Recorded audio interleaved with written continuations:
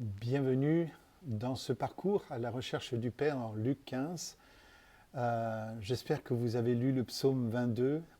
Je vous en supplie, si vous ne l'avez pas fait, lisez bien le psaume 22 afin d'y découvrir justement la profondeur d'un tel psaume et de souligner le fait que le cri de dérélection, d'abandon de Jésus en araméen à Eli Eli lama sabachthani est un cri certes profondément humain qui parle de l'humanité de Jésus sur la croix, mais aussi qui est une parole de foi et non pas une parole de doute comme certains ont pu le laisser penser.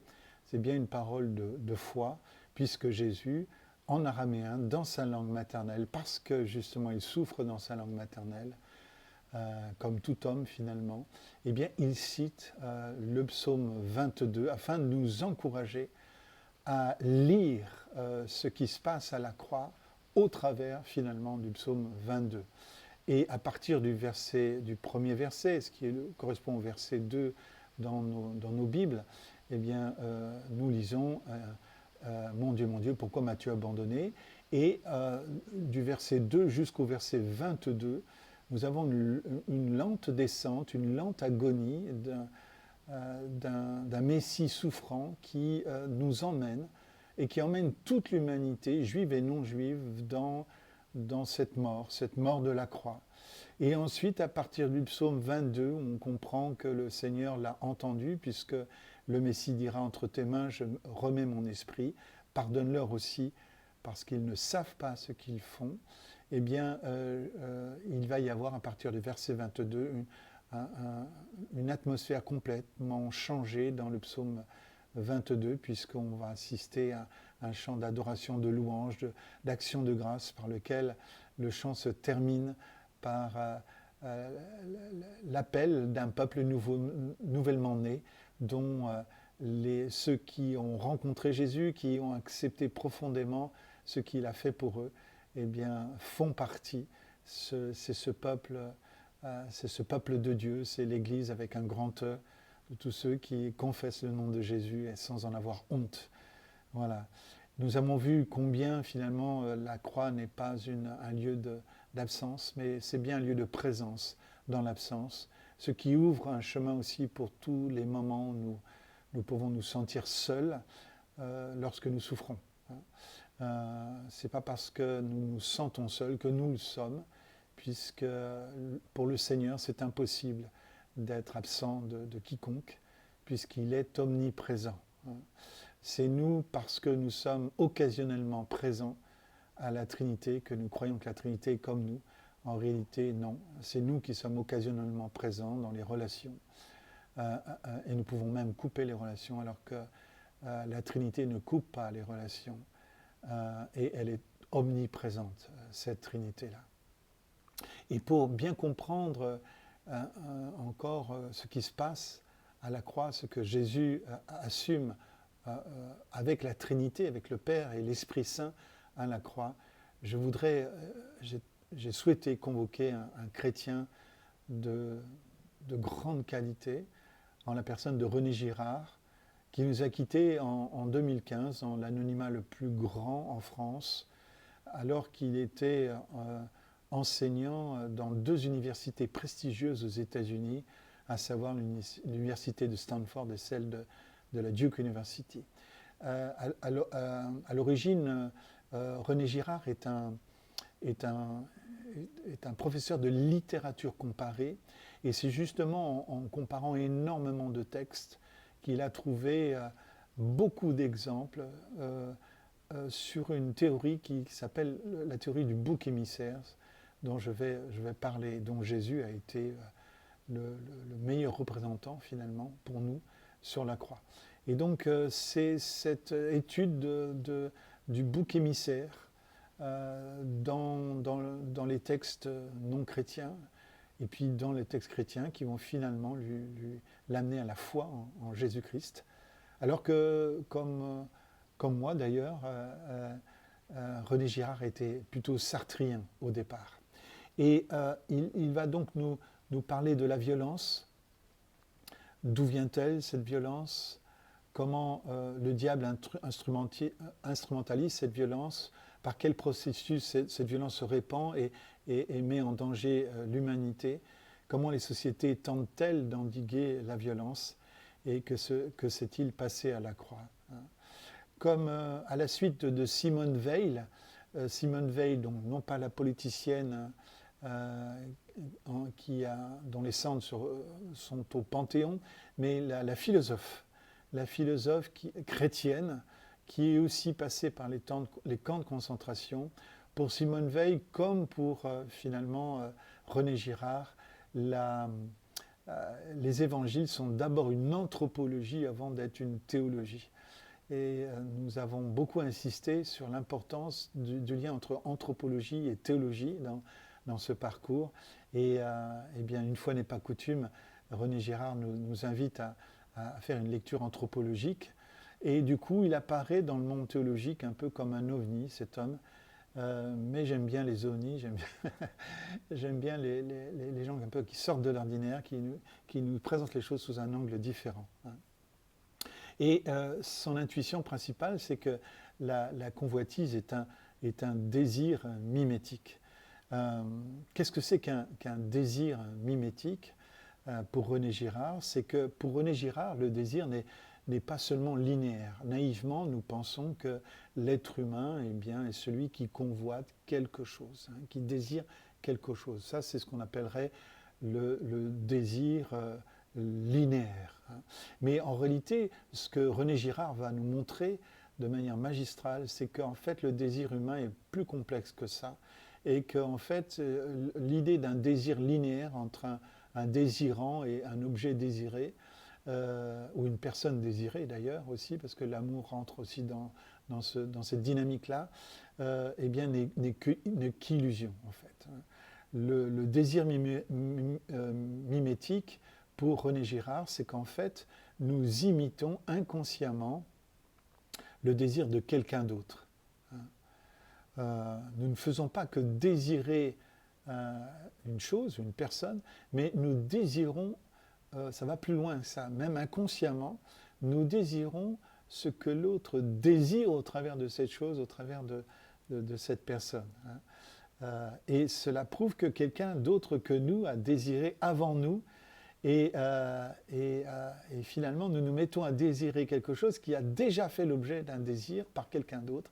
Et du coup, c'est parce qu'en fond, quelqu'un d'autre s'est mis à désirer une chose que ça devient désirable pour nous.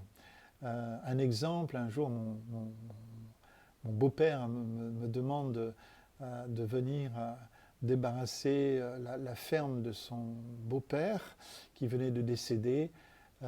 Parce que la ferme allait être mise en vente et voilà. Et donc les enfants avaient déjà pris ce qu'ils devaient prendre. Il restait quelque chose dans les granges, dans les appentis, etc. Et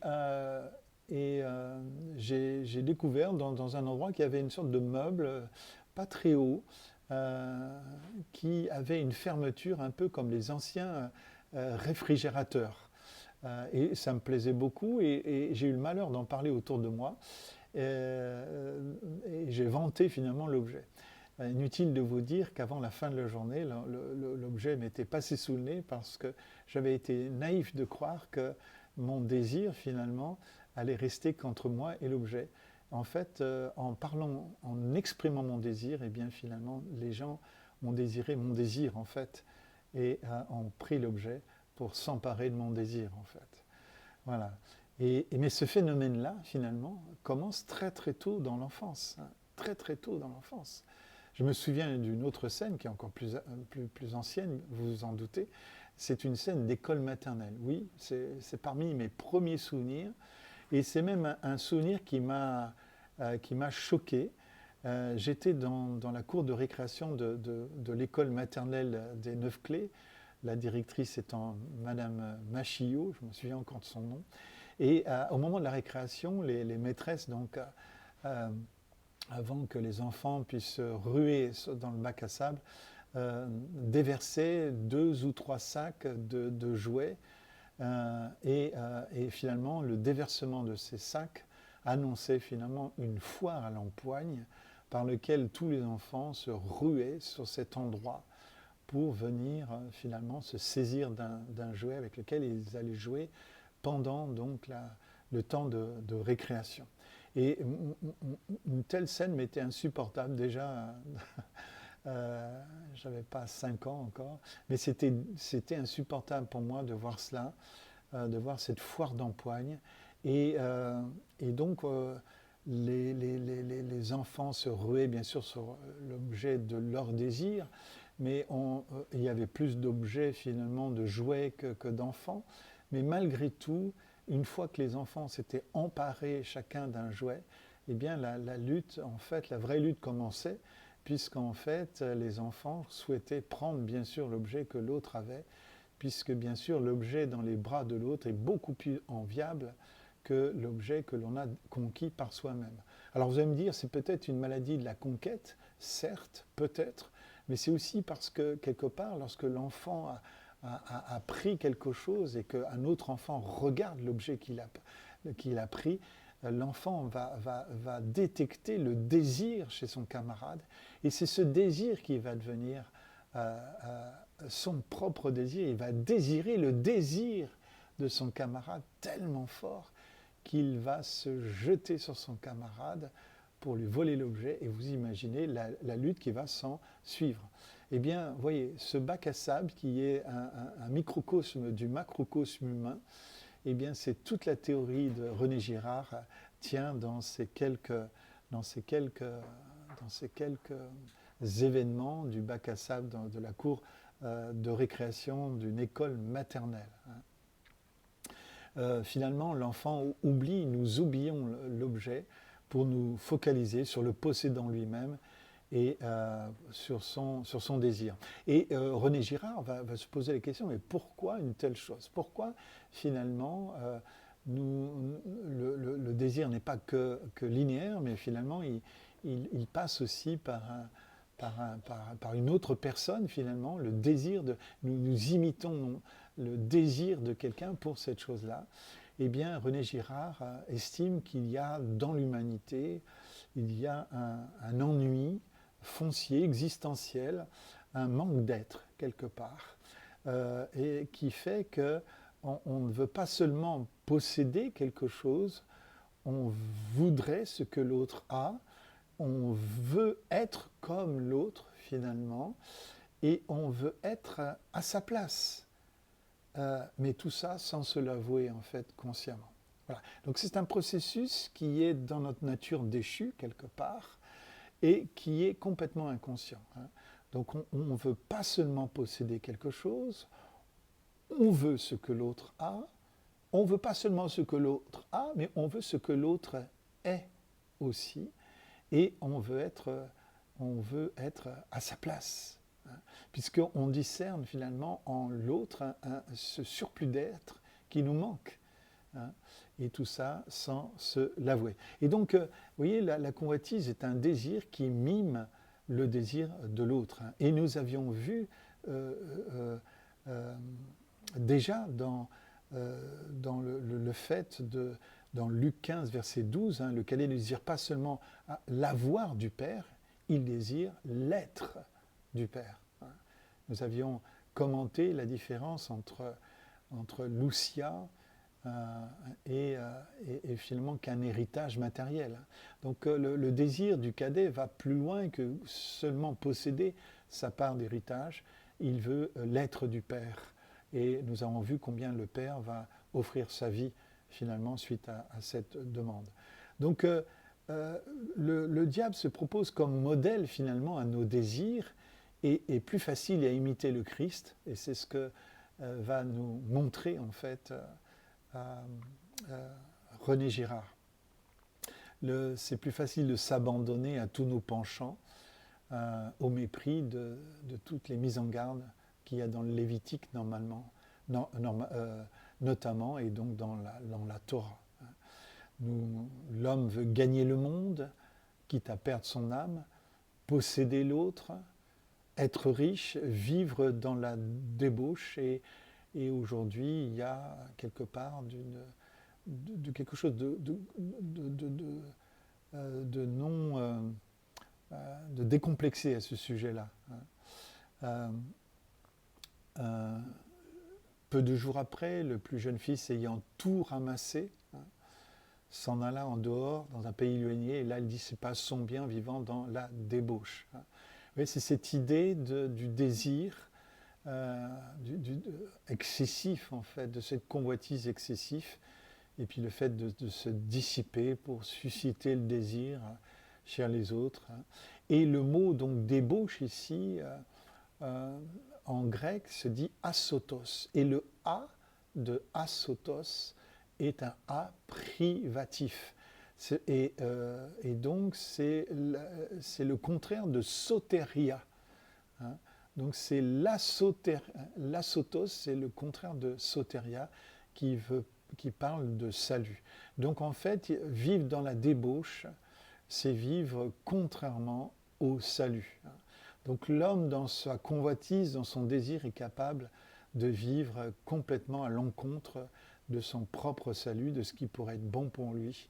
Et donc on voit bien comment le diable va exploiter cette convoitise, ce désir mimétique finalement, pour nous voler le salut.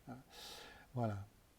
Et donc c'est ce que nous disions, ça nous donne-moi la part du bien, Lucia, qui me revient, et leur père leur partagea son bien. Finalement, ça nous rappelle finalement le péché originel, quelque part, qui n'est pas celui d'Adam et Ève, contrairement à ce qu'on pourrait croire. C'est celui de Lucifer, de l'astre brillant, le fils de l'aurore, qui, dans ce passage d'Ésaïe, donc 14, versets 12 à 14, nous donne à voir son désir profond, en fait. Et nous voyons ce qu'il convoite, c'est pas seulement convoiter quelque chose, pas seulement convoiter un privilège, mais convoiter la position même de l'Éternel. Comment es-tu tombé du ciel, astre brillant, fils de l'aurore? Parce qu'effectivement, la croix va faire tomber cet astre brillant, ce fils de l'aurore, puisque Jésus dit, je voyais Satan tomber comme l'éclair. Voilà, eh bien, c'est cette parole de Jésus, quand il parle de Satan tomber comme l'éclair, avec le début du ministère apostolique des 12, et qui va se manifester pleinement à la croix, eh bien, c'est la chute donc de l'astre brillant, du fils de l'aurore. Te voilà abattu par terre, toi qui terrassais les nations. Tu disais dans ton cœur, je monterai au ciel, je hisserai mon trône au-dessus des étoiles de Dieu, et je siégerai sur la montagne de la rencontre, à l'extrême nord. Je monterai au sommet des nuages, je ressemblerai au Très-Haut. Donc on voit bien que finalement ce désir mimétique, qui ne consiste pas seulement à désirer quelque chose, ou désirer quelqu'un, mais désirer être finalement ce que l'on n'est pas, c'est finalement désirer être plus, ce surplus d'être que l'astre brillant, le fils de l'aurore, a constaté le concernant. Voilà. Et donc, la convoitise est un désir qui cherche à mimer le désir de l'autre, mais ça va bien au-delà de cela. C'est l'autre, et c'est ce dont donc, nous venons de parler, c'est ce fameux désir mimétique. Ça, c'est donc l'expression que nous donne René Girard. Et voilà comment il fonctionne. Donc, il n'est pas que linéaire, ce n'est pas entre le sujet désirant en un et l'objet du désir en deux, ça passe finalement par un sommet. C'est finalement celui qui possède l'objet que nous convoitons, va finalement devenir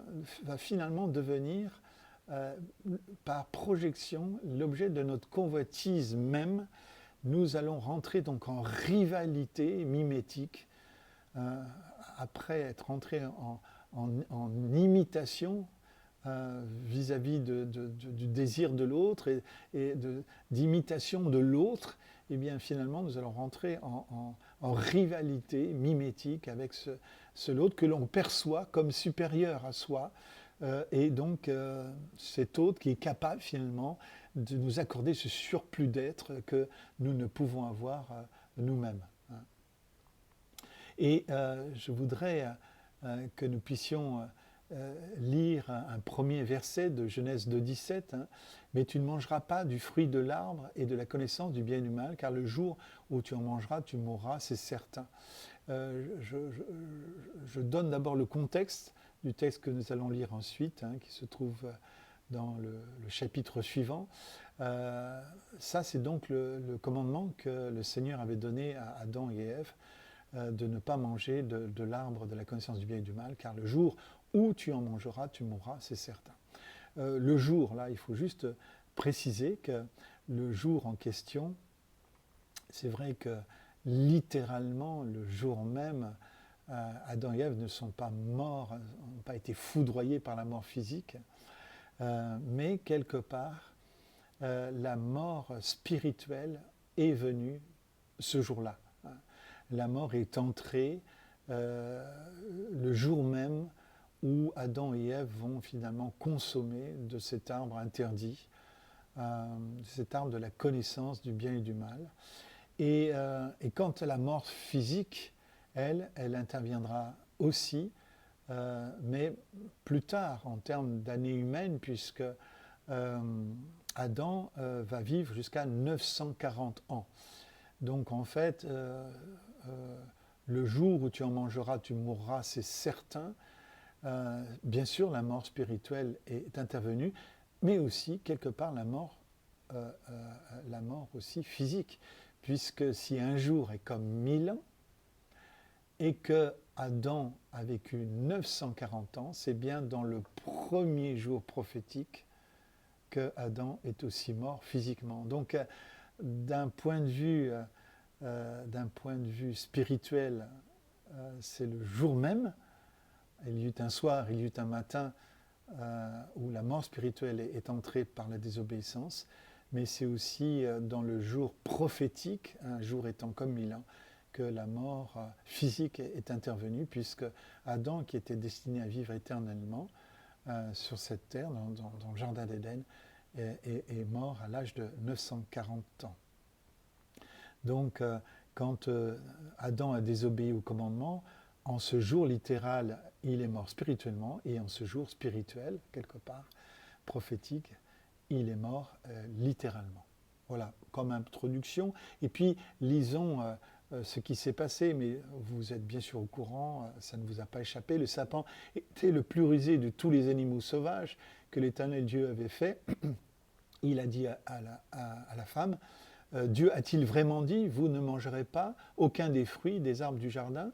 La femme répondit au serpent, nous mangeons du fruit des arbres du jardin. Cependant, en ce qui concerne le fruit de l'arbre qui est au milieu du jardin, juste pour préciser que cet arbre n'était pas au milieu, c'est nulle part dit par l'Éternel, mais la convoitise nous fait voir les choses comme étant au centre.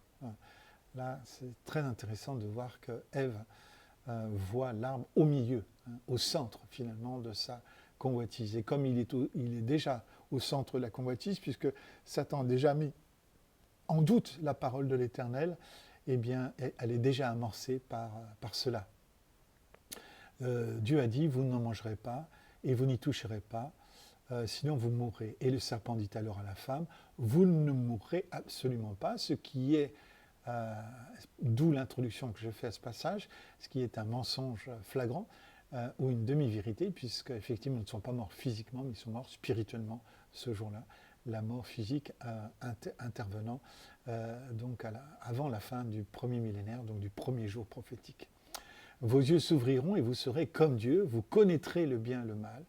Vous voyez donc, là nous sommes tout à fait dans le péché luciférien par excellence, la convoitise luciférienne, et nous voyons comment finalement le diable transmet cette convoitise luciférienne à l'humanité dans l'idée finalement de s'égaler exactement comme Ésaïe 14 nous l'a montré précédemment dans les versets que nous avons lus.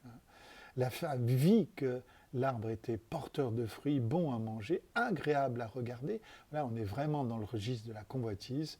est précieux pour ouvrir l'intelligence, quelque part. Donc là, on est dans l'imitation d'une chose, mais ça va plus loin que ça, dans l'imitation, de l'imitation, finalement, du diable.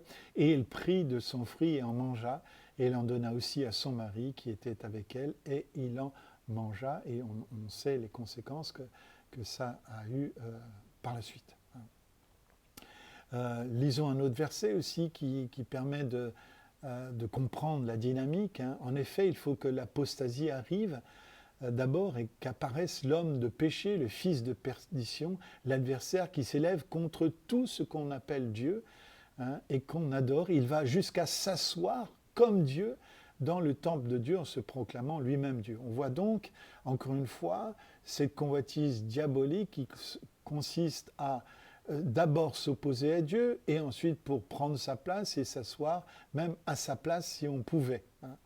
Et le mot apostasie ici peut inclure la participation active à des pratiques ou des cultes considérés comme opposés à la foi d'origine. Cela peut être vu comme une forme d'adultère ou de pollution de la foi pure par des éléments étrangers. Nous savons qu'Israël a une longue histoire aussi. Le peuple de l'Alliance a malheureusement une histoire d'apostasie qui vont l'amener dans l'exil, au moins plusieurs fois, et dans des défaites successives. Et à chaque fois, cette apostasie est considérée comme un adultère spirituel. Et puis l'homme de péché, juste, je vais le dire en passant ici, le fils de perdition dont il est question, l'adversaire dont il est question ici, est peut-être une manière d'être humain et non pas nécessairement donc un individu isolé dont nous devons guetter finalement la venue. L'homme de péché, le fils de perdition, l'adversaire, pourrait très bien finalement être un terme générique et non pas spécifique. C'est-à-dire l'homme en question, un homme général, un homme sans Dieu, qui se prive lui-même de Dieu. L'homme de péché, le fils de perdition, l'adversaire, c'est une sorte de surhomme, en quelque sorte. La venue du surhomme dont a parlé Nietzsche d'ailleurs. Voilà, c'est peut-être ça l'homme de péché en question, et pas nécessairement un être individuel sur lequel il faudrait focaliser notre pensée, nos regards comme étant celui qui est l'antéchrist qui vient avant le Christ, et pas seulement contre le Christ, mais celui qui vient avant le Christ. Et je crois que finalement, clairement, cet homme de péché, ce fils de perdition, cet adversaire est déjà là, et même peut-être déjà depuis 2000 ans.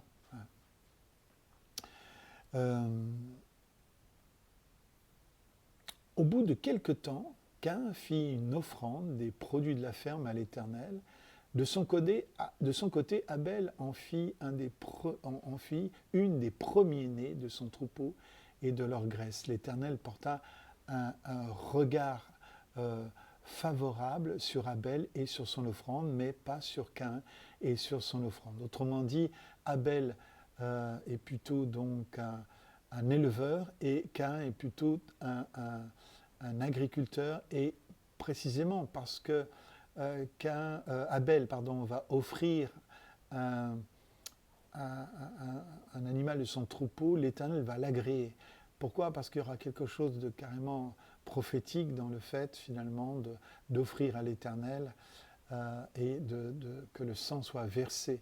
Donc déjà, le Seigneur va agréer, non pas pour faire une préférence entre Abel et Caïn, mais il va souligner le fait qu'il y a un contenu théologique, un contenu prophétique dans l'offrande d'Abel qu'il a voulu donc souligner en agréant le sacrifice d'Abel plutôt que celui de Caïn. Mais Caïn va être très irrité et il va arborer un air sombre. Et nous lisons verset 6, l'Éternel dit à Caïn, « Pourquoi es-tu irrité et pourquoi abordes-tu un air sombre ?» Et on voit bien là combien déjà la jalousie, le regard mimétique, l'imitation du désir de l'autre finalement, va engendrer de la violence. Certainement, si tu agis bien, tu te relèveras. Si en revanche tu agis mal, le péché est couché à la porte et ses désirs se portent vers toi. Mais c'est à toi de dominer sur lui. On voit que donc dans le fait d'agir mal, finalement, ça est une invitation au péché. C'est pour cette raison qu'il y a autant de mal dans le monde, c'est parce que au travers de l'action, les mauvaises actions humaines, eh bien, ça attire les puissances démoniaques sur des nations tout entières. Quand la bassesse est élevée parmi les peuples, les chefs du pays sont nombreux, nous dit l'Écriture. Cependant, Caïn dit à son frère Abel, « Allons dans les champs » et alors qu'ils étaient dans les champs, il se jeta sur lui et le tua. Nous sommes donc dans Genèse 4, versets 3 à 8. Et nous voyons comme ça, comment finalement le fait de désirer le désir de l'autre se mue en violence.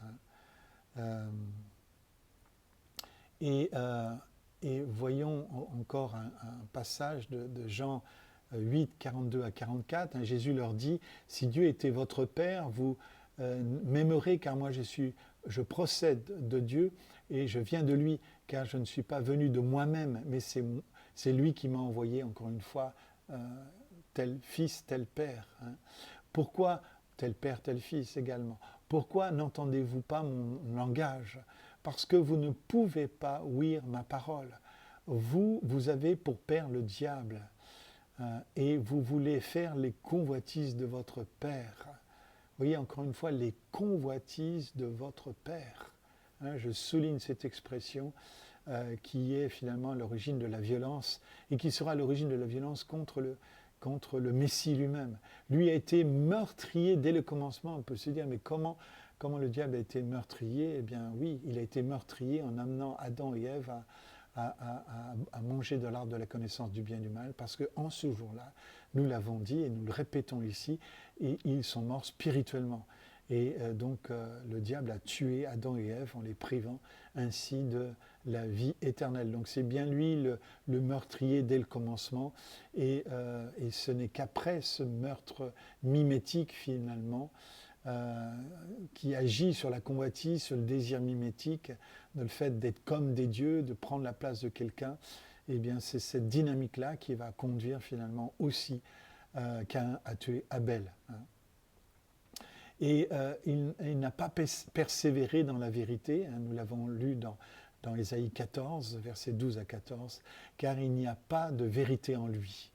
Quand il profère le mensonge, mais Dieu a-t-il vraiment dit, mais vous ne mourrez pas, ça c'était le mensonge, il parle de son propre fond, car il est menteur et le père du mensonge. Et puis dans Apocalypse 12, 10, il nous est présenté comme l'accusateur des frères. Donc en fait, il nous amène à désirer de manière mimétique et même à entrer dans la violence pour posséder ce que nous souhaitons désirer, puisque nous désirons ce surplus d'être que nous voyons chez l'autre comme un supérieur. Certainement que Caïn voyait Abel comme un supérieur, entre guillemets, puisque Dieu avait honoré son sacrifice. Il aurait voulu que Dieu honorât son sacrifice de la même manière. Mais voilà, pour les raisons que j'ai déjà expliquées, Dieu voulait souligner quelque chose de prophétique dans le sacrifice, et dont finalement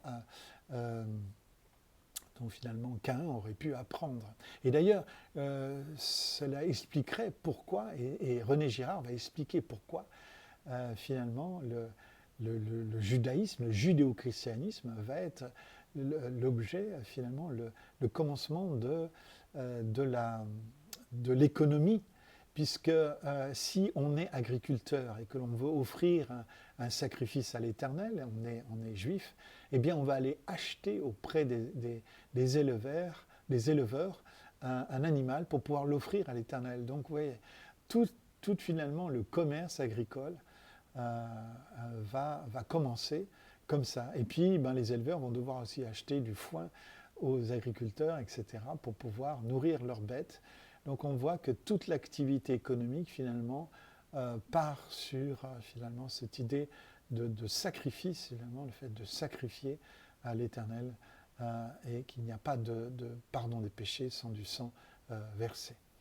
Mais donc, voyons comment, au travers de ce désir mimétique, finalement, le diable, qui est le père du mensonge, nous venons de le dire, le meurtrier dès le commencement, l'accusateur des frères, va conduire l'humanité à participer à une sorte de violence du troupeau, hein, à être de connivence avec la violence du troupeau, et finalement être des moutons de panurge. Et finalement, à la fin des évangiles, lorsque Jésus va être conduit à la croix, et c'est ce que nous voyons des moutons de panurge venir finalement s'opposer au berger, au bon berger. Et je voudrais préciser encore une fois qu'il y a une grande différence entre le mouton de panurge et la brebis, puisque le mouton de panurge se contente de suivre le mouvement, hein, un dicton dit aussi que seuls les poissons morts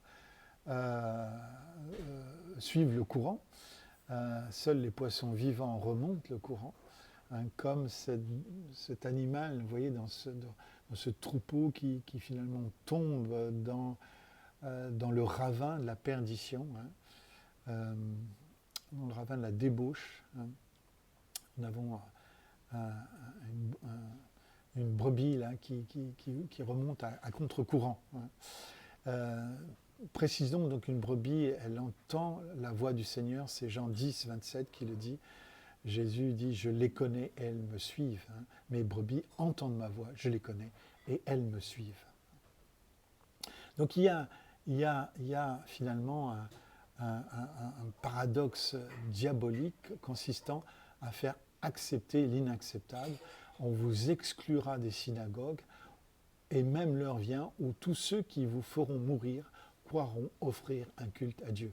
Vous voyez, ce verset souligne la manière tordue qu'a le père du mensonge à nous faire croire que le fait de tuer, finalement, peut même devenir un culte à Dieu. Là, on est dans le paradoxe total, puisqu'on va le voir, un des commandements, c'est « tu ne tueras pas ». Donc, comment à partir finalement d'un commandement « tu ne tueras pas » et d'amener finalement l'humanité à croire qu'en tuant, finalement, on fait plaisir à Dieu. Vous voyez le chemin parcouru. Eh bien, René Girard va nous montrer que du tu ne tueras pas jusqu'au finalement tuer pour la cause de Dieu, eh bien finalement c'est au travers du désir mimétique qui se transforme en violence mimétique. Et justement, René Girard veut nous montrer que sur les 10 commandements, vous avez 5 commandements. Hein, sur les 10 commandements du décalogue, hein, dans le Deutéronome, qui ont été donnés au mont Sinaï, sur les 5 commandements, vous en avez quand même 5 qui sont là justement pour endiguer la convoitise, pour endiguer finalement le désir mimétique qui forcément débouche sur la violence. Exemple, tu ne tueras pas, nous l'avons déjà dit, c'est un commandement qui est là à l'origine pour endiguer ce désir mimétique, parce que si nous tuons, c'est souvent d'ailleurs parce que nous avons voulu prendre la place de quelqu'un. Souvenez-vous du cadet, hein, qui veut prendre la place du père, pas seulement avoir l'avoir du père, mais l'être du père. Et chaque fois que quelqu'un tue, finalement, c'est pour prendre l'être de quelqu'un, pas seulement son avoir. Hein, à cause justement de ce désir mimétique qui est en lui et qui est une marque luciférienne finalement dans l'humanité. Hein. Donc tu ne tueras pas forcément, déjà peut être l'accomplissement peut être l'aboutissement violent d'un désir mimétique, mais peut être aussi le point de départ d'un tout un système de violence et d'escalade de la violence, puisque celui qui a été tué voudra être vengé, sera vengé par ceux qui étaient proches de celui qui a été tué, etc. Nous sommes forcément dans l'escalade. Vous voyez ce qui peut se passer dans certains pays, dans les luttes fratricides entre deux ethnies, dans la mafia par exemple, et je pense que vous avez d'autres exemples aussi en tête. Tu ne commettras point d'adultère. Là aussi, nous sommes dans l'aboutissement d'un désir mimétique, puisque finalement, au bout d'un moment, celui qui a posé les regards, pensons à David qui a posé les regards sur Bathsheba, sur les formes magnifiques de Bathsheba, va aller jusqu'à pas seulement désirer Bathsheba, va pas seulement commettre l'adultère avec Bathsheba, mais ça va amener aussi le meurtre prémédité finalement du mari de Bathsheba, où finalement le mari sera placé dans un endroit au plus fort de la bataille afin qu'il soit tué. Donc vraiment un meurtre prémédité. On voit que derrière la convoitise qui conduit à l'adultère conduit à la mort. Il y a donc réellement une escalade de violence au travers du désir et du désir mimétique. Tu ne déroberas pas, puisque bien sûr c'est la première expression de ce désir mimétique, une des expressions de ce désir mimétique. Souvenez-vous du bac à sable, nous sommes dans cette réalité depuis le début, hein, depuis notre enfance en fait. Nous baignons dans cet état d'esprit-là. Tu ne porteras pas de faux témoignages contre ton prochain. Pourquoi les gens portent témoignage si ce n'est pour posséder ce qu'ils possèdent et posséder leur surplus d'être que nous voyons. Donc pour les rabaisser à nos propres yeux, pour pouvoir prendre leur place, eh bien on peut être amené à porter des faux témoignages. Sachez, quand on cherchait des témoins contre Jésus, on n'en a pas trouvé, donc ils produisent de faux témoins. De la même manière que c'est ainsi qu'on tua aussi Naboth dans l'Ancienne Alliance, dans l'Ancien Testament. Il fallut produire aussi deux faux témoins. Et si vous avez l'occasion, allez lire l'histoire de Naboth. Elle ressemble en tout point à l'histoire de Jésus, avec justement la reine Jézabel et le roi Akab. Et puis il y a le 10e commandement, au verset 21, qui finalement résume les 4 commandements précédents de manière cumulative. Regardez, tu ne convoiteras point la femme de ton prochain, tu ne désireras point la maison de ton prochain, ni son champ, ni son serviteur, ni sa servante, ni son bœuf, ni son âne, ni aucune chose qui appartienne à ton prochain. C'est Deutéronome 5. Donc en fait, vous voyez, tu ne convoiteras aucune chose qui appartient à ton prochain. Donc on n'est pas simplement dans un interdit, je dirais puéril, d'un désir linéaire. Pourquoi il y a ces commandements, ces 5 commandements vis-à-vis du prochain, et pourquoi ils tournent tous au travers du désir et de la convoitise? C'est précisément parce que, encore une fois, et René Girard a parfaitement raison, la convoitise est un désir mimétique qui finalement peut se muer très facilement en violence dans l'humanité. Donc finalement, la convoitise est un désir mimétique. On a dit que le désir va plus loin que le désir linéaire. Le désir mimétique, c'est le fait de posséder plus pour être plus. C'est l'étalage du luxe, la richesse décomplexée. Et imiter le supérieur, c'est prendre sa place. Et du coup, c'est un vecteur de violence. Et comment ne pas penser au marketing moderne où lorsque finalement on essaye de vendre une voiture, on va faire un spot publicitaire qui va montrer non seulement la voiture, mais surtout celui qui possède la voiture et nous amener à faire désirer le désir de celui qui est le propriétaire. Et forcément, le propriétaire de quelque chose que l'on veut vendre, du fameux objet que l'on veut vendre, sera forcément montré de manière enviable comme ayant un surplus d'être, un bonheur qui n'est pas le nôtre. Du coup, en achetant la voiture, nous n'achetons pas simplement un morceau de ferraille avec un moteur dedans et 4 roues, nous achetons finalement un mode de vie, un style de vie, un surplus d'être. Et tout le marketing est basé là-dessus, où on ne vous vend pas quelque chose, on vous vend une vie, un style de vie. On cherche à changer votre vie, achetez ceci et votre vie sera changée. Vous entrerez enfin dans le vrai bonheur. Et là, franchement, le pire de tout ça, ce sont les influenceurs qui finalement sont des gens qui veulent nous faire croire que finalement nous devons devenir comme eux. Et du coup, les influenceurs aujourd'hui sont des gens qui vont nous faire penser, nous faire croire que vont faire venir finalement dans leur chaîne des annonceurs commerciaux qui vont surfer sur l'image de ces influenceurs pour justement faire vendre leur camelote par des gens qui représentent un surplus d'aide. J'ai appris tout récemment qu'une personne un peu connue parmi les influenceurs a vendu l'eau de son bain pour je ne sais plus combien, 180 000 dollars. Enfin, je ne sais même pas si je ne suis pas en dessous de la vérité. Voilà. Donc finalement, le désir mimétique, eh bien, c'est le calife qui veut être calife à la place du calife. Et regardez la progression de ce désir mimétique qui se transforme en colère, et cette colère qui se transforme en violence, car il s'agit même de pouvoir tuer le calife si c'est possible pour prendre la place du calife. C'est tout à fait ça le désir mimétique. Et pensez au calife lorsque vous entendrez ce mot désir mimétique et de cette violence mimétique. À ce stade-là, je vous propose de faire une pause et nous allons lire un texte justement de notre ami René Girard, de notre frère en Christ.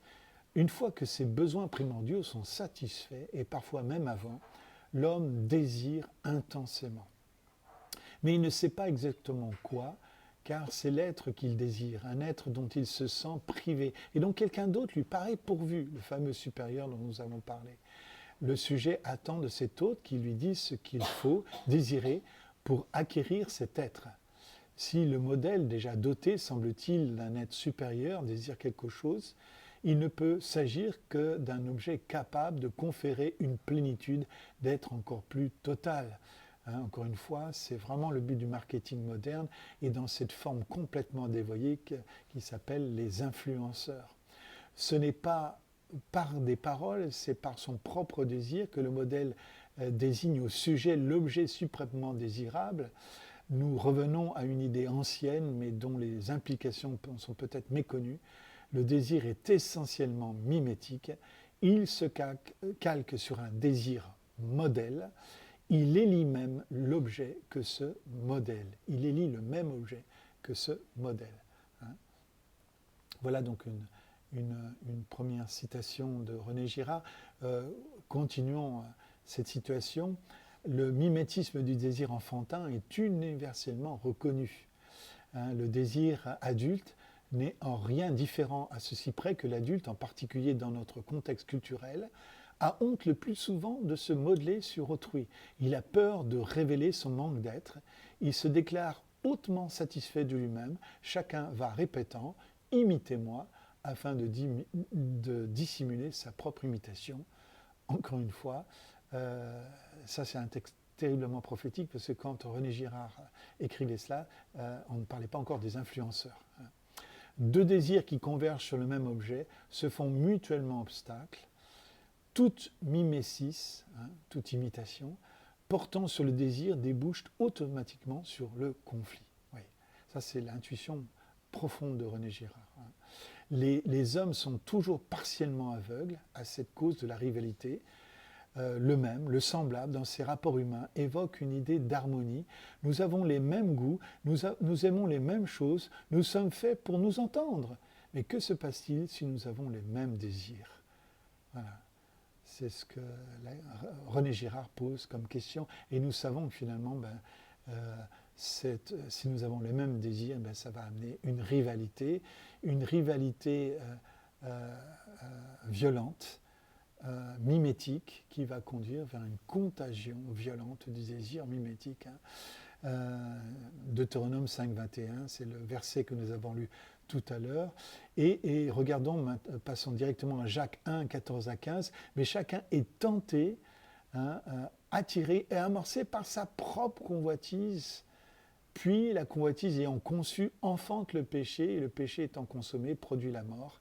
Vous voyez, donc au début, il y a bien la convoitise, il y a qui conduit à la tentation au péché, le péché donc à la mort. Ça rejoint cette parole de Jean 8, 44 que nous avons déjà lue, c'est que Satan a été meurtrier dès le commencement. Et nous avons vu plusieurs exemples déjà bibliques par lesquels cette convoitise qui donne la tentation, qui donne le péché, qui donne la mort, donc se répand dans l'humanité. Et bien sûr, c'est de ça que le diable veut instrumentaliser. Voilà. Cette contamination mimétique engendre donc une rivalité de désir qui escalade forcément en violence. Dans Luc 15, nous le verrons, l'aîné va se mettre en colère et ne voulait pas entrer. Et son père étant sorti, le pria. Mais lui, répondant, dit à son père, « Voici tant d'années que je te sers et jamais je n'ai transgressé ton commandement et tu ne m'as jamais donné un chevreau pour faire bonne chère avec mes amis. Mais quand celui-ci, ton fils, qui a mangé ton bien avec les prostituées est venu, tu as tué pour lui le veau gras. » Donc vous voyez que finalement l'aîné se montre verbalement violent envers son cadet et son père, qu'il n'appellera, on le verra, jamais frère ou père. C'est des mots qu'on ne trouve pas dans la bouche de l'aîné. Lui aussi, quelque part, il est meurtrier dès le commencement puisqu'il n'aime pas son frère. Et l'Écriture est claire, dans la première épître de Jean, celui qui est son frère est meurtrier de son frère. Il jalouse la jouissance peut-être passée de son cadet, peut-être c'est ça il y a peut-être la convoitise justement, peut-être que lui aurait aimé faire ce que son cadet a peut-être eu le courage de faire à ses yeux, et il s'insurge contre la manière dont son frère est rétabli dans la maison paternelle, dans ses droits et ses possessions. Et là encore, il y a une jalousie, il y a une contagion mimétique, donc par rapport à ce que, après le retour de son frère dans la maison de son père. Faisons une autre pause. Pour sortir de la violence, il faut de toute évidence renoncer à l'idée de rétribution. Il faut donc renoncer aux conduites qui ont toujours paru naturelles et légitimes. Il nous semble juste, par exemple, de répondre aux bons procédés par de bons procédés et aux mauvais par de mauvais. Mais cela, c'est ce que toutes les communautés de la planète ont toujours fait avec les résultats que nous connaissons, c'est-à-dire une escalade de la violence. Les hommes s'imaginent que pour échapper à la violence, il leur suffit de renoncer à toute initiative violente. Mais comme cette initiative, personne ne croit jamais la prendre, comme toute violence a un caractère mimétique et résulte ou croit résulter d'une première violence qu'elle renvoie à son point de départ, ce renoncement-là n'est qu'une apparence et ne peut rien changer à quoi que ce soit. Donc vous voyez, l'idée pour René Girard, c'est que s'il suffisait de renoncer à la violence pour que la violence cesse dans le monde, ça serait trop bien. Il faut, donc René Girard pense qu'un simple renoncement est complètement naïf et complètement illusoire. En fait, le renoncement à la violence n'est pas possible puisque quelque part, il s'inscrit, il s'enracine dans la convoitise, dans ce désir mimétique, dans l'être humain, qui est rivé au cœur de l'être humain, et que l'ennemi, qui est le premier, qui est le meurtrier dès le commencement, instrumentalise dans la nature humaine afin de le conduire à la violence. Et donc c'est à cause de ce désir mimétique finalement dont on est inconscient, c'est souvent par ignorance que nous finalement nous entrons dans ces processus-là, et c'est ce que René Girard va nous montrer aussi dans ces textes. La violence se perçoit toujours comme légitime représailles. C'est donc au droit de représailles qu'il faut renoncer. Wow, il va loin. Et même en ce qui se passe dans bien des cas pour légitime défense. Puisque la violence est mimétique, puisque personne ne se sent jamais responsable de son premier jaillissement, c'est toujours l'autre bien sûr, seul un renoncement inconditionnel peut aboutir au résultat souhaité. Si vous faites du bien à ceux qui vous en font, quel gré vous en saura-t-on? Même les pécheurs en font autant. Et si vous prêtez à ceux dont vous espérez recevoir, quel gré vous en saura-t-on?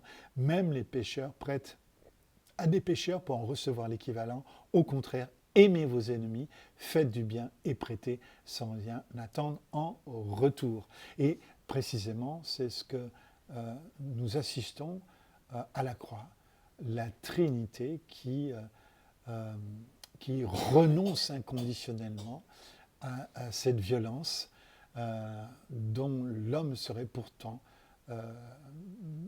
méritoire. D'où cette parole de Jésus, qui est la parole de la Trinité. Pardonne-leur, Père, car ils ne savent pas ce qu'ils font. Donc, l'emballement violent du désir et mimétique va amener la violence d'un tous contre tous. Le diable est comblé lorsque ce désir, vous voyez, mimétique allume la violence d'un tous contre tous. Et cette expression vient de David Hume, qui parle finalement des guerres mondiales, des guerres civiles, des guerres d'un pays contre lui-même, d'une ethnie contre une autre ethnie, et même à l'intérieur même d'une autre ethnie, toute cette violence de la société sous-jacente qui est là constamment, à gronder constamment. Et dans les sociétés, finalement, la société grecque, par exemple, eh bien, dans la société grecque, il y avait ce qu'on appelle un pharmakon. Un pharmakon, c'était un coupable désigné. Un coupable maléfique, qu'on désignait comme maléfique et qui était désigné par la société et qui était lynché pour recréer la cohésion civile. Et donc, René Girard va nous montrer finalement que toutes les sociétés, quelles qu'elles soient, toutes les sociétés païennes utilisent ce pharmakon-là. C'est-à-dire que le diable, qui non seulement attise la violence qui est à l'intérieur de l'humain, donne à l'humain, en fait, une autre violence à exercer pour résoudre sa propre violence. Donc, d'où l'idée que la violence, finalement, peut être endiguée que par la violence, et ça, c'est une idée complètement démoniaque. D'ailleurs, cette idée va être reprise par Caïphe. Alors, aussi, parce que Caïphe, lui, va se référer à l'écriture, quelque part, et va se référer donc à la Torah. Comprenons bien une chose dès maintenant dans cette vidéo, c'est que finalement les nations sans Dieu vont chercher des pharmacones là où le peuple hébreu, lui, avait déjà été enseigné sur le fait qu'il fallait offrir à l'Éternel un animal innocent pour que le péché, la violence de la société hébraïque puisse être évacuée. Vous voyez ?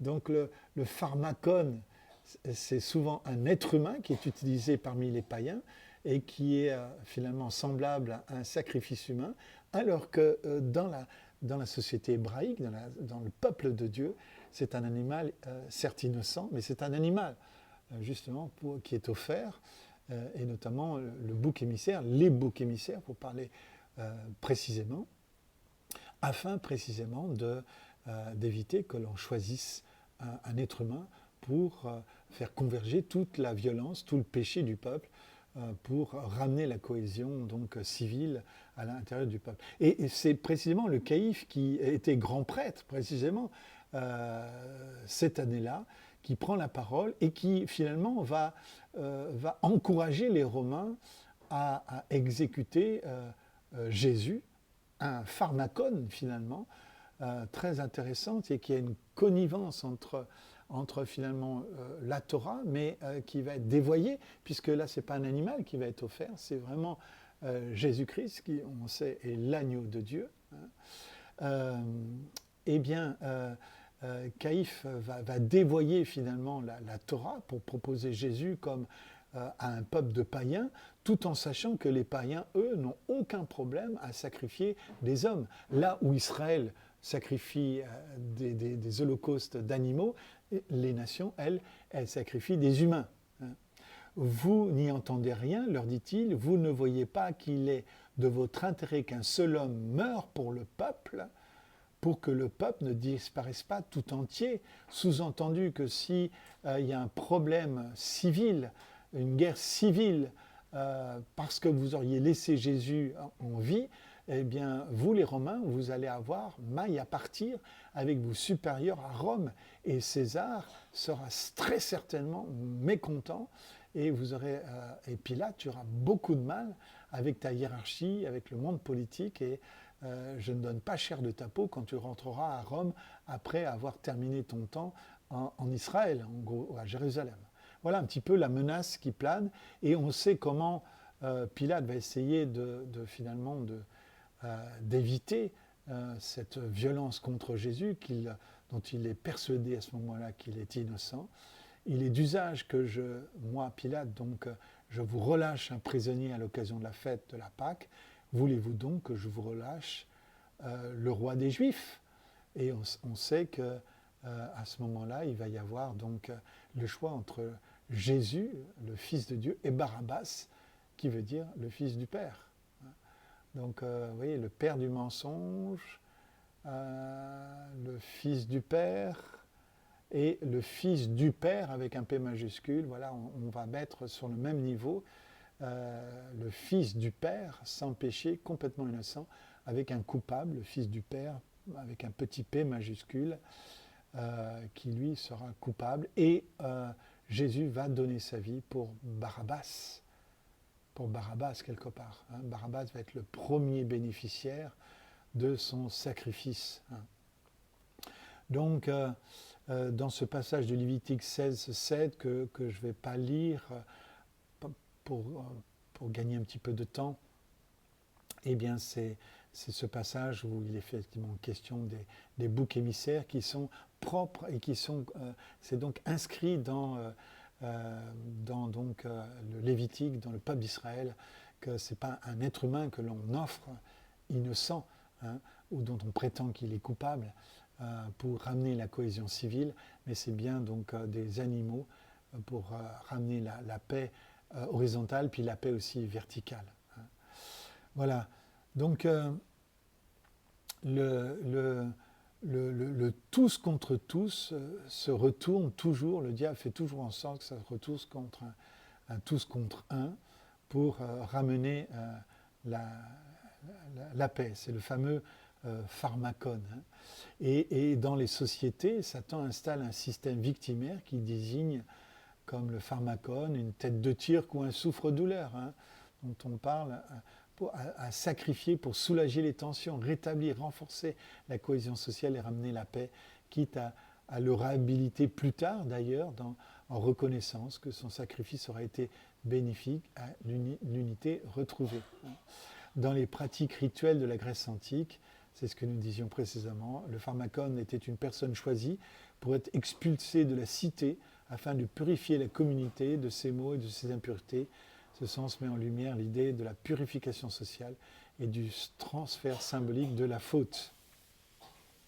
Donc le tous contre tous, donc chez les païens, le pharmacone, la tête de Turc, on l'avait dit, le souffre-douleur, est accusé faussement pour servir de victime, pour être lynché. C'est généralement la figure d'un rival, d'un chouchou jalousé, de la différence étrange et menaçante, un sujet esselé, et le voyageur dont parle aussi René Girard.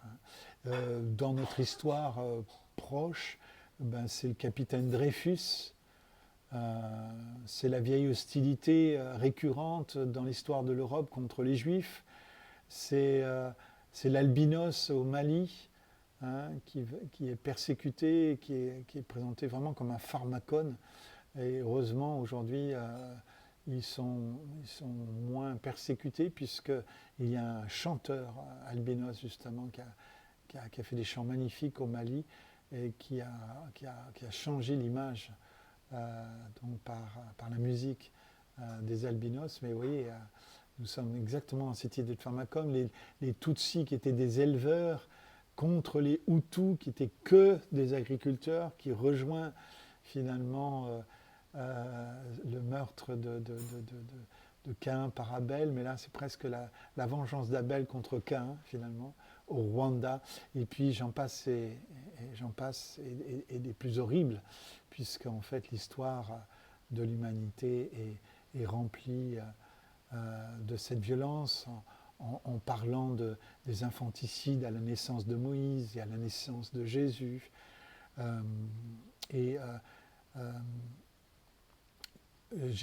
Satan, finalement, qui ne respecte que la violence, propose la violence comme remède à la violence. Satan a finalement toujours cherché à protéger son royaume contre celui du Christ.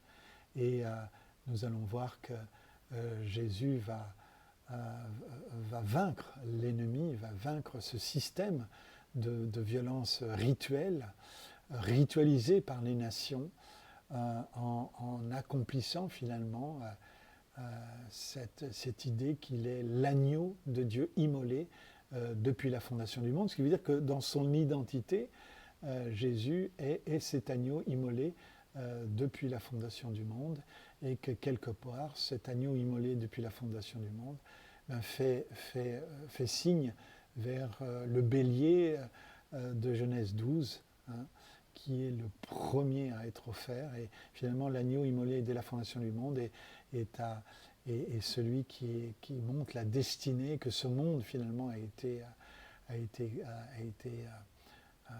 créé avec cet ADN de désamorçage de la violence, sachant que l'agneau est celui qui finalement se donne à l'humanité depuis la fondation du monde.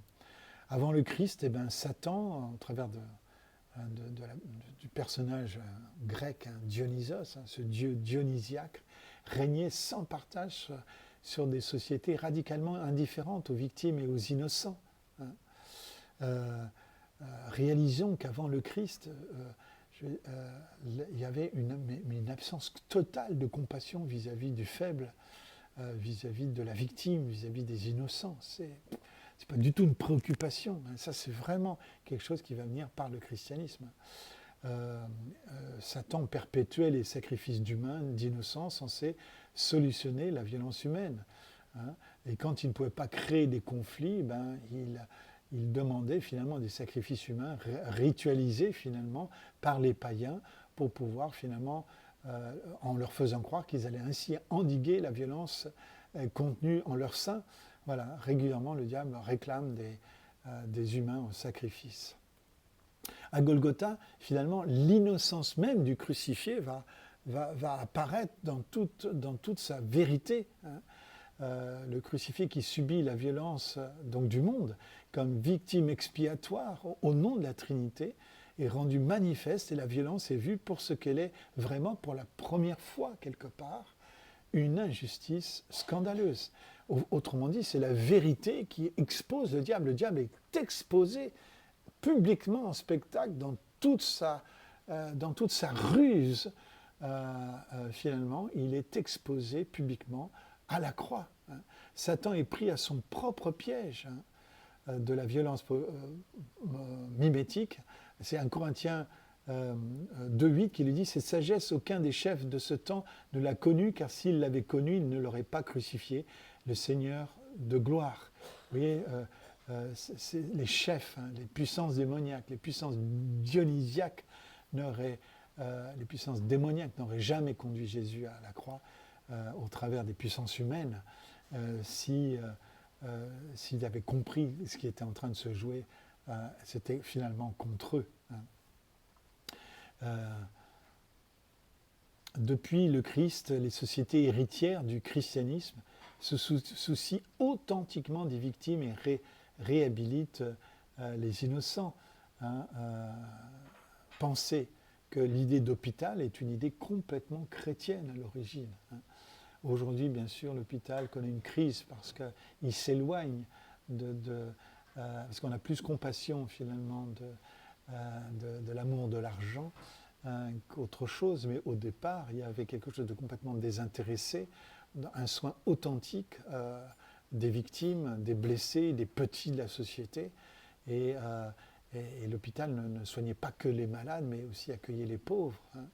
Et ça, c'est donc quelque chose qui est directement lié au christianisme. Avant le christianisme, il n'y avait pas d'hôpital, c'est clair.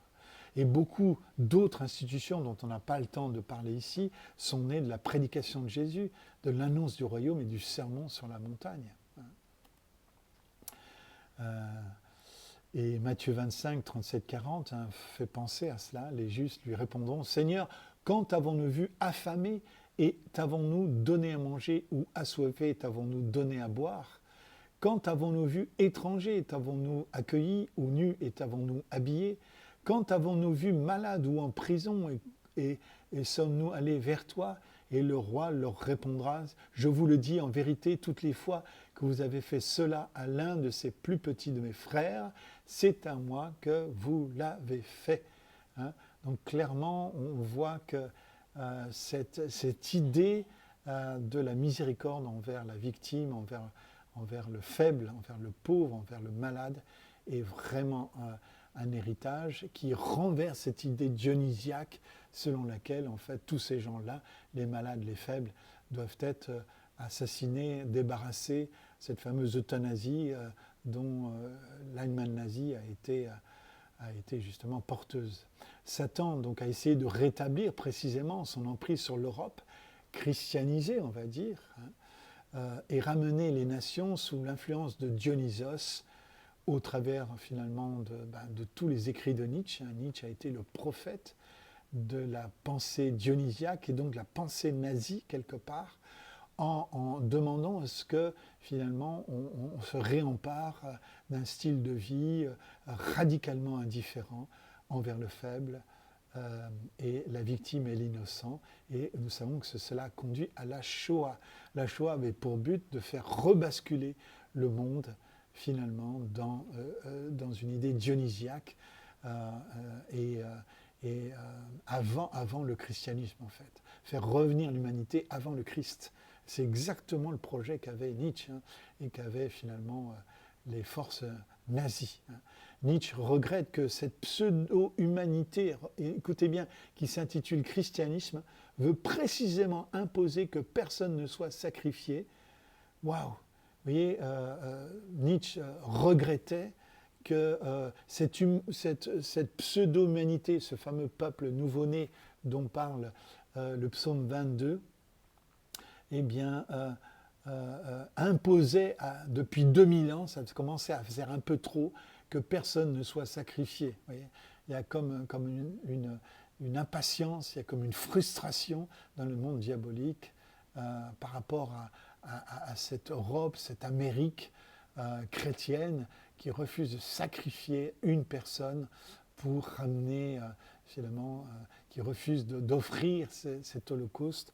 On sait que le diable s'y prendra autrement pour ramener les holocaustes. Pour Nietzsche, Dionysos, contre le crucifié, le voici bien l'opposition. La souffrance, le crucifié en tant qu'il est innocent, sert d'argument contre cette vie, cette fameuse vie dionysiaque, c'est-à-dire la vie de tourment, de destruction, la volonté d'anéantir. Il sert de formule de sa condamnation. Vous voyez, quand les ennemis du christianisme nous disent comment ils se sentent vaincus à la croix, ça vaut le coup de les étudier. Je relis parce que c'est quand même incroyable. Dionysos contre le crucifié, là voici bien l'opposition. La souffrance, le crucifié en tant qu'il est innocent, sert d'argument contre cette vie. Cette vie, de quelle vie parle Nietzsche ? Cette vie dionysiaque, celle du tourment, de la destruction, la volonté d'anéantir, et sert même de formule de sa condamnation. Waouh, quelle victoire, quelle victoire. Donc depuis Satan, sa tactique a changé, tout en désignant le christianisme comme l'ennemi à abattre et bouc émissaire.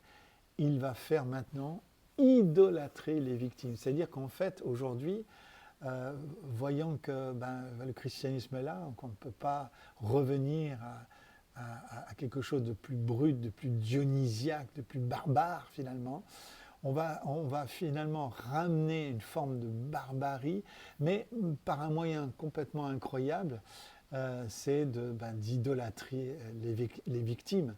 et le mouvement wokisme en est tout à fait l'expression. On va désigner de nouveaux innocents, de nouveaux droits, d'ailleurs, avec de nouveaux droits en justifiant de nouvelles formes de violence.